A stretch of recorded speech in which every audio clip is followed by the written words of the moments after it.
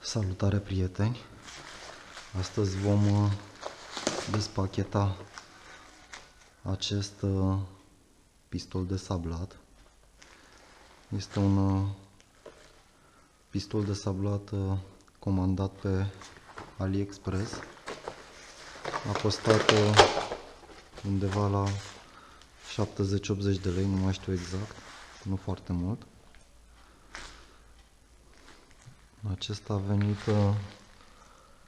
cu două diuze, una de metal și una ceramică. Avem furtunul de absorție al nisipului. Vine ceva de genul acesta. Aici se bagă într-un recipient cu nisip. Pe aici trage nisip, pe aici trage aer, ca să poată să tragă nisip.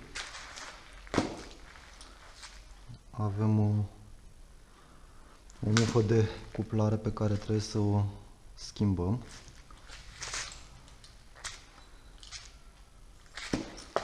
Cam acesta este noul meu pistol de sablat.